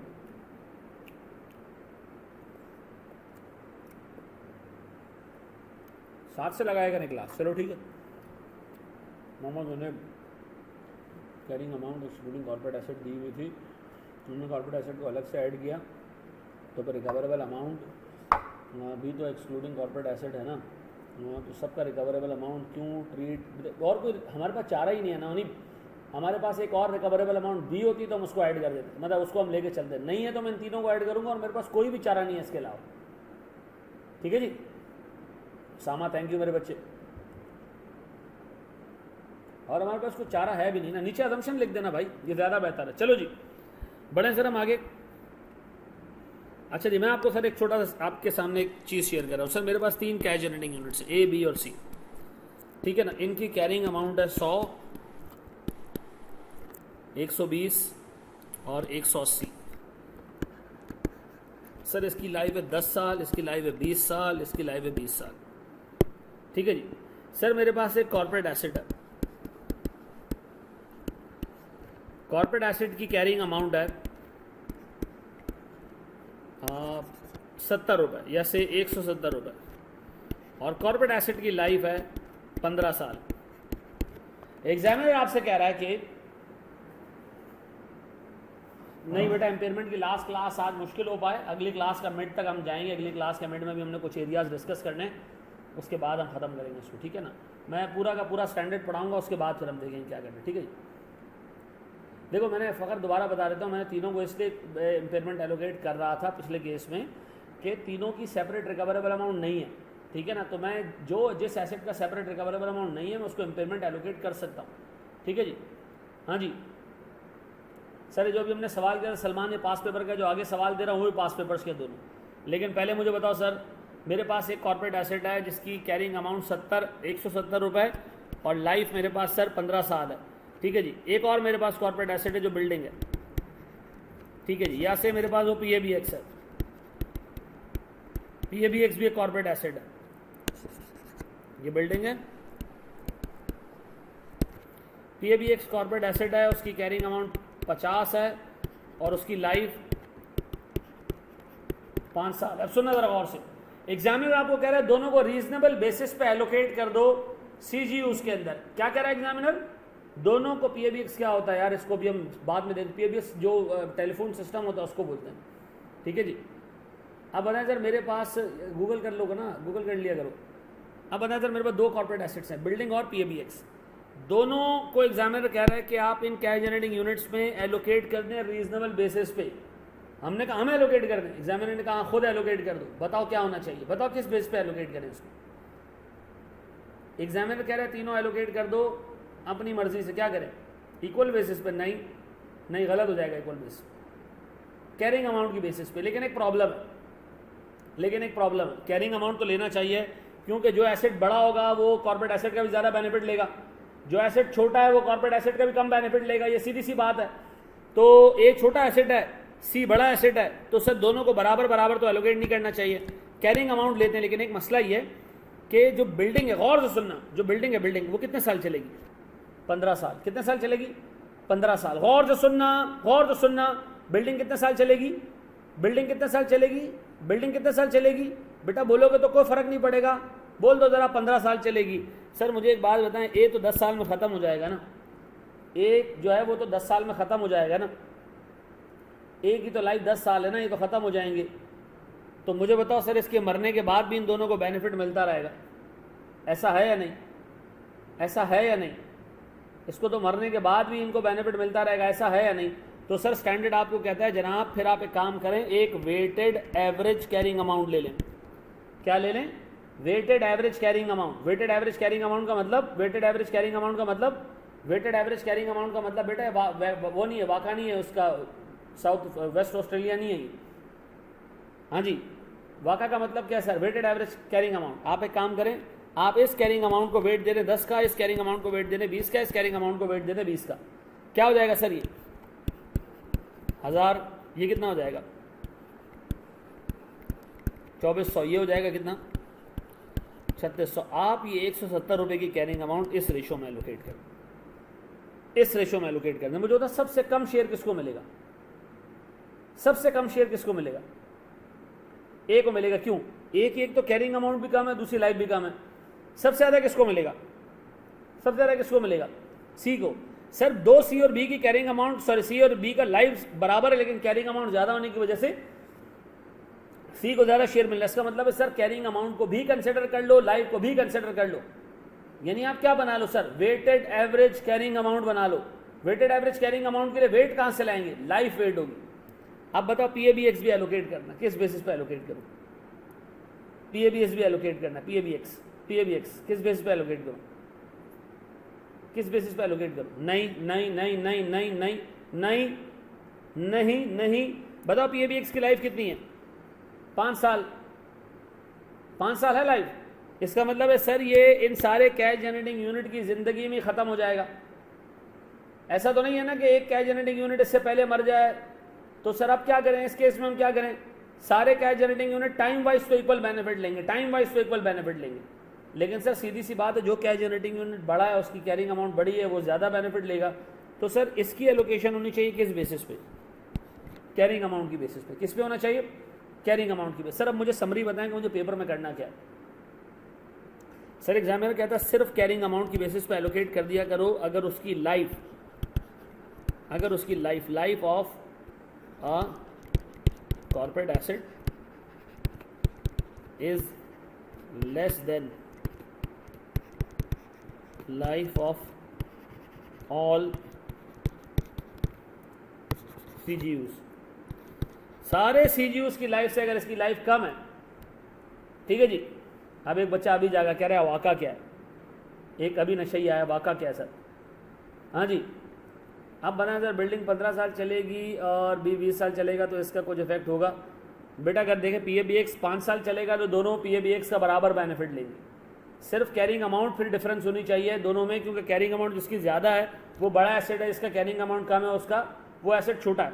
अच्छा देखो बिल्डिंग कितने साल चलेगी मेरे बच्चों, फाहद देख लो मेरे बच्चे, बिल्डिंग कितने साल चलेगी, बिल्डिंग कितने साल चलेगी बेटा, बिल्डिंग कितने साल चलेगी बेटा, बिल्डिंग कितने साल चलेगी, 15 साल।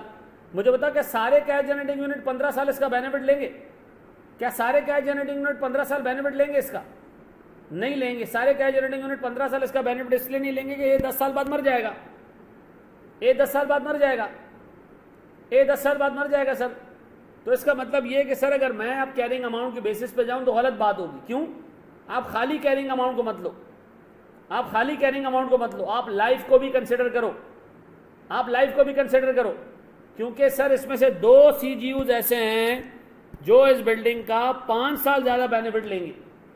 एक CGU मर जाएगा, जल्दी मर जाएगा, तो बताया मैं क्या करना चाहिए सर, कैरिंग अमाउंट के साथ साथ लाइफ को भी कंसिडर करना चाहिए। तो मैं carrying amount multiply by life, carrying amount multiply by life, carrying amount multiply by life, एक वेटेड एवरेज कैरिंग अमाउंट निकाल लूंगा। वेटेड कैरिंग अमाउंट जिसको कहते हैं, वेटेड कैरिंग अमाउंट की बेसिस पे आप एलोकेट कर दो।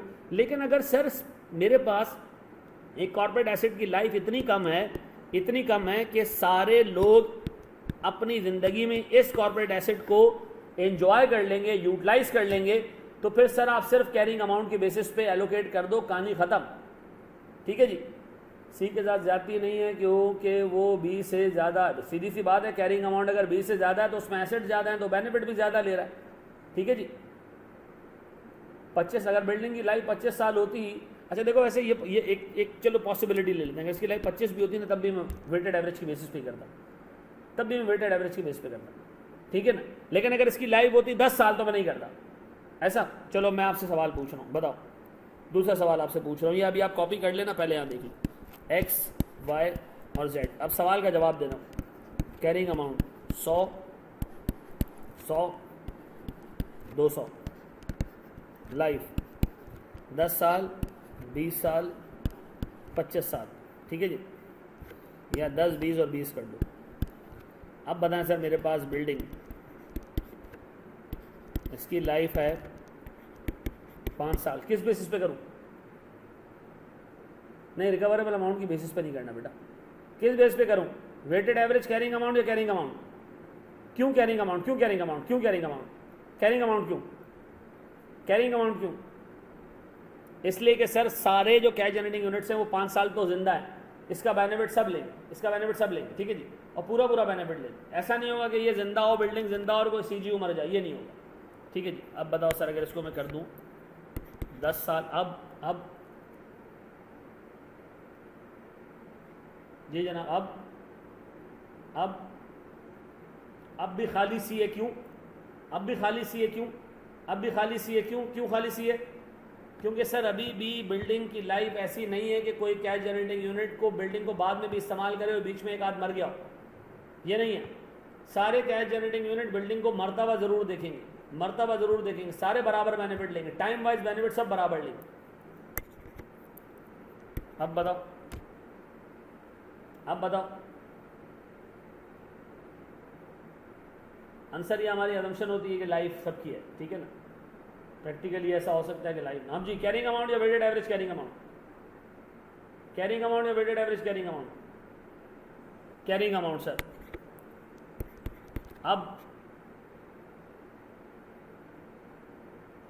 अब वेटेड एवरेज कैरिंग अमाउंट लोगे, क्यों?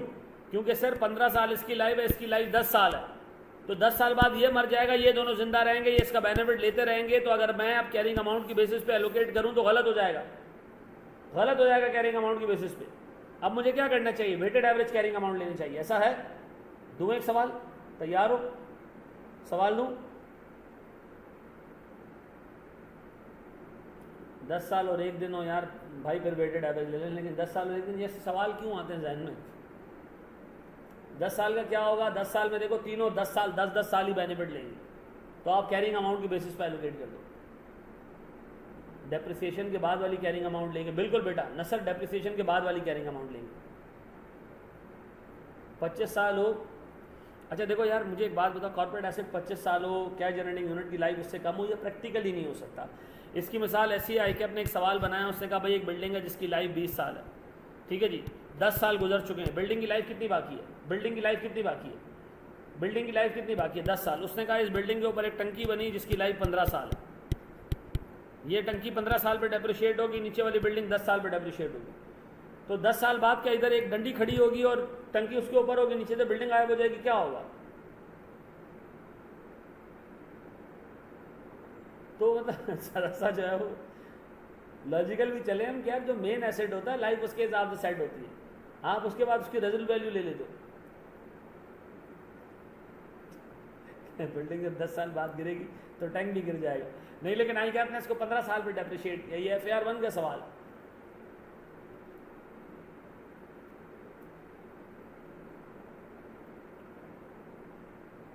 वाका जब निकालोगे जब कॉर्पोरेट एसेट की लाइफ इनमें से किसी की भी लाइफ से जो है वो ज़्यादा हो, मतलब सबकी लाइफ से जो है ना किसी एक की भी लाइफ से ज़्यादा हो, यानी किसी एक की भी लाइफ अगर इससे कम होना तो आप फिर निकालोगे, टैंकी घर ले जाएंगे। पहला पेज शो कर दें।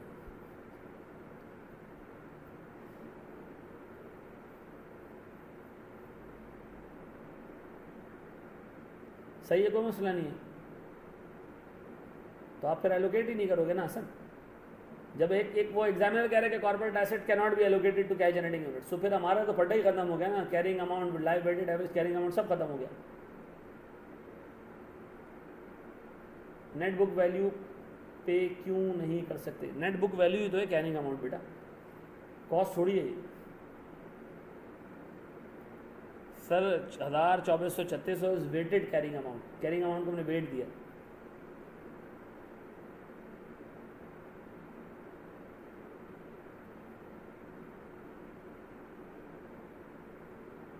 डेप्रिसिएशन की नहीं, डेप्रिसिएशन की बेसिस पे क्यों कर रहे हो यार?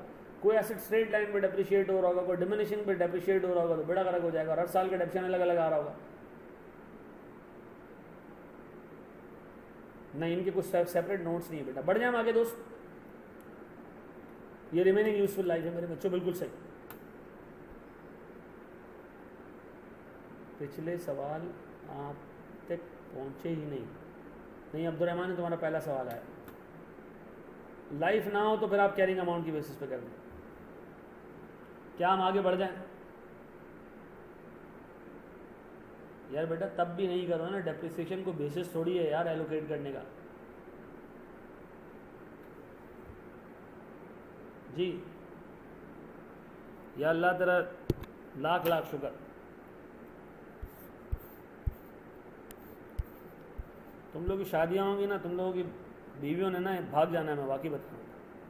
इतने सवाल,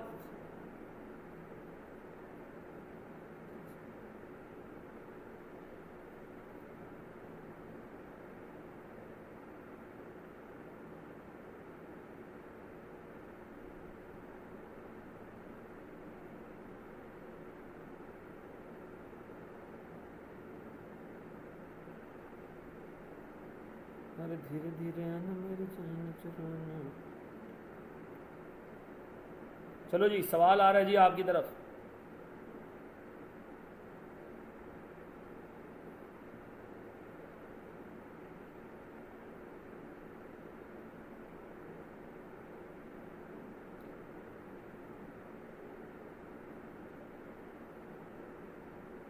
जी जनाब। सर अगर सी जी ओ ए बी में ये रिमेनिंग यूज़फुल लाइफ है, सी जी ओ ए बी सी के क्या रिमेनिंग यूज़फुल लाइफ है? सर अगर सी जी ओ ए बी सी के यहाँ क्या रिमेनिंग यूज़फुल लाइफ है? अब्दुल हाथ, तुम्हारा सवाल मेरे बच्चे समझ नहीं आ रहा। अगर तुम ये कह रहे हो कि सी जी ओ की रिमेनिंग लाइफ है, हाँ है, यहाँ दी हुई है, ठीक है। मोहम्मद अली आ गया आपको पॉइंट बेटा। रोहित कुमार, अगर कॉर्पोरेट एसेट का बेनिफिट सारे सी जी ओ बाद में, हाँ कॉर्पोरेट एसेट की लाइफ बढ़ जाए तो एस्टिमेट चेंज होगा तो सीधी चेंज हो जाएंगी चीज़ें। चले जी, ये क्वेश्चन नंबर सर हमारे पास 12, मैं इसको रीड करूं? क्या मैं इसको रीड करूं?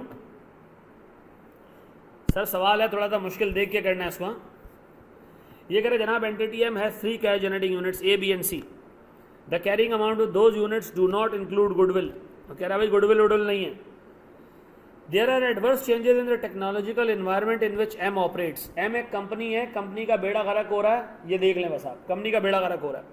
Therefore M conducts impairment test for each of its cash generating unit. M के 3 कैश जनरेटिंग यूनिट है, ए बी और सी। एम कह रहा है भाई हालात ख़राब हैं, टेक्नोलॉजिकल चेंजेस आ रही हैं, शायद तीनों इम्पेयर्ड हों। At the end of 2000 the carrying amount of A B and C were 100, 150 and 200। Carrying amount आगे भाई सबकी, कैरिंग अमाउंट आगे सबकी। बेटा ये कंप्लीट लाइफ नहीं है, रिमेनिंग यूजफुल लाइफ है मेरे बच्चों। अच्छा कैरिंग अमाउंट आ गई। फिर वगैरह जनाब the operations conducted from a headquarter. The carrying amount of headquarter is 200, that includes building of 150 and research centre of 50। Sir 2 corporate assets आ गया। The relative carrying amounts of CGUs are reasonable indication of the proportionate of headquarter building devoted to each CGU। वो कह रहे हैं जो headquarter की building है ना 150 रुपए की, ये कैरिंग अमाउंट के बेसिस पे एलोकेट कर दो और चेक करो कि कैरिंग अमाउंट आपने कौन सा लेना है, नॉर्मल वाला या वेटेड वाला। फिर वो कह रहे थे carrying amount of research centre can not be allocated on reasonable basis to the individual CGUs। अब बताओ इधर कितने कैश जनरेटिंग यूनिट्स हैं, कितने CGUs हैं, सॉरी कितने कॉर्पोरेट एसेट्स हैं, कितने कॉर्पोरेट एसेट्स हैं, कॉर्पोरेट एसेट्स कितने, 2। अब वो 2 में से एक एलोकेट हो सकता है, दूसरा एलोकेट नहीं हो सकता। Remaining useful life of cash generating unit A is 10 साल and remaining useful life of B and C are 20 years. ठीक है जी। हेडक्वार्टर्स, अच्छा और हेडक्वार्टर की भी रिमेनिंग लाइफ 20 साल है। वो कह रहा है हेडक्वार्टर स्ट्रेट लाइन की बेसिस पर डेप्रिशिएट होता है। रिकवरेबल अमाउंट, अब देखो यहाँ क्या दिया हुआ है, ए का अलग, बी का अलग, सी का अलग, इन तीनों को ऐड करो, इन तीनों को ऐड करो, इन तीनों को ऐड करो, इन तीनों को ऐड करो, इन तीनों को ऐड करो, इन तीनों को ऐड करो, करो इन तीनों को ऐड। ये बनता है 6 तो 34। आप नीचे देखें कंपनी का दिया हुआ अलग से 720, कंपनी का देखें अलग से दिया हुआ 720। तो इसका मतलब है जब आप ग्रैंड CGU बनाओगे तो उसमें रिकवरेबल अमाउंट कौन सी लोगे, तीनों की मिला के लोगे या 720 लोगे? 720 लोगे। पिछले सवालों में ये नहीं आ रहा था, पिछले सवालों में ये नहीं आ रहा था, पिछले सवालों में हम तीनों को मिला के ले लेते। याद आ रहा है, याद आ रहा है ना भैया? अब बताओ इधर मेरे पास कितने कितने कॉर्पोरेट एसेट्स हैं, कितने कॉर्पोरेट एसेट्स हैं? 2। एक को आपने एलोकेट करना है, दूसरे को एलोकेट नहीं करना। जिसको एलोकेट करना है सर वो चेक कर लें किस बेस पे। शाबाश, शुरू हो जाओ, शुरू हो जाओ बेटा, शुरू हो जाओ। CA की बेसिस पे नहीं होगा, वाका की बेसिस पे होगा, चेक करो।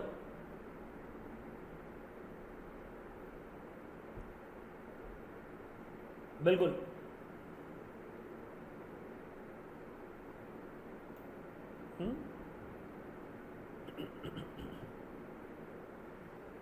क्वेश्चन नंबर 12 है मेरे बच्चों। बेटा सारे CGUs का अलग अलग वो लोगे, रिकवरेबल अमाउंट लोगे। सवाल शुरू तो करो यार, पहले सवाल पूछना शुरू कर देते हो, करो तो सही, आगे तो जाओ। 12 है क्वेश्चन नंबर बेटा, आगे तो जाओ मेरे बच्चों।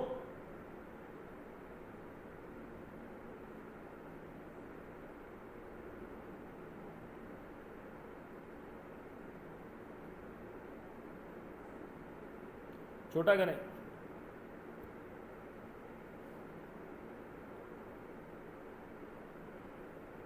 लाइफ ऑफ हेडक्वार्टर कहाँ दी हुई है? अंग्रेजी। Remaining estimated useful life of CGU A 10 साल, remaining life of B, C and headquarters.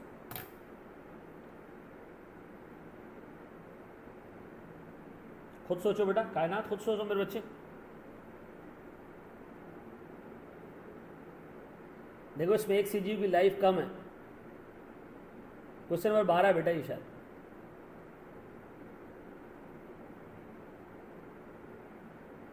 Head office की लाइफ नहीं दी हो तो फिर आप कैरिंग अमाउंट पे चले जाओ, फिर तो सीधी सी बात है।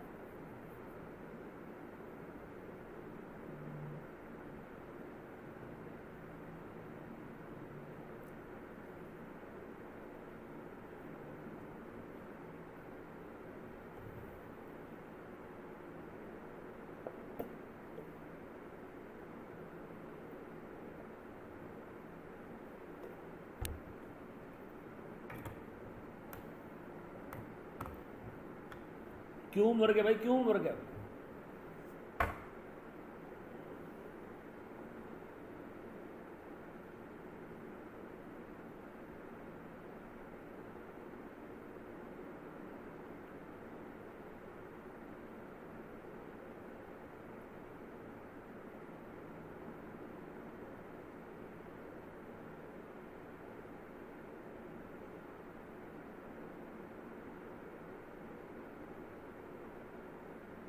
यार वो पोर्टल सही चल रहा है तुम लोगों का, मस्त चल रहा है।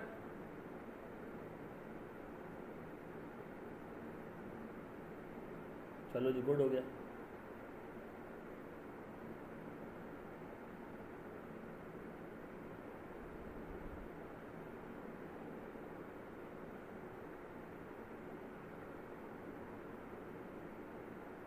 पोर्टल दे तो दिया, स्टूडेंट 3 आईडी है और स्टूडेंट 3 पासवर्ड है। अभी तो तुम लोग चलाओ ना, सब चलाओ यार, थाउजेंड्स में बेटा, ऊपर भी सब थाउजेंड्स में, ये भी थाउजेंड्स में। करना क्या तुमने, डायरेक्ट ले लो। Grand is not impaired, very good, very good बेटा मुस्तफ़ा, वेरी गुड मेरे बच्चे। कहाँ से लेना है पोर्टल? सर ये आप जो है वो कागज़ की थैली लेकर आना, आपको ARTT से मिलेगा। अल्लाह के बंदो, मैंने ग्रुप पे शेयर किया हुआ सब, पोर्टल का पूरा एड्रेस ग्रुप पे शेयर किया हुआ। मैं भी क्लास के एंड पे दोबारा बता देता हूँ, रुक जाओ। ग्रुप पे ऐड नहीं है? अच्छा चलो ठीक है। ग्रुप का लिंक कैसे दूँ अभी तुम लोगों को?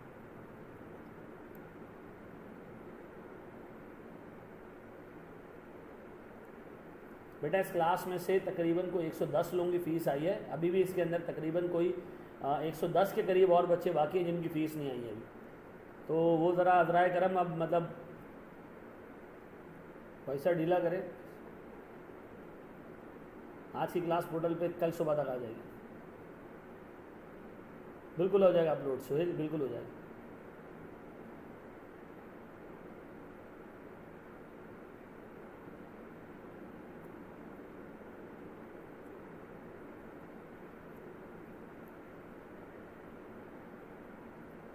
बिल्कुल बेटा, हर एक का अपना अपना वैल्यू यूज है। हसन, जब ग्रैंड CGU बनाओगे तो 720 लोग। ग्रुप का लिंक बेटा मैं दोबारा शेयर कर देता हूँ यार, कोई भी बच्चा हो जो ग्रुप का लिंक, चलो मैं काम करता हूँ, मैं ग्रुप का लिंक कहाँ से किस तरह शेयर करूँ तुम लोगों के साथ? मेरी वॉल पे चले जाओ, वहाँ से मिल जाएगा तुम्हें। फेसबुक पे ना हारिस, सेपरेट लेक्चर्स हैं भाई, हर एक क्लास का अलग लेक्चर रिकॉर्ड हो रहा है।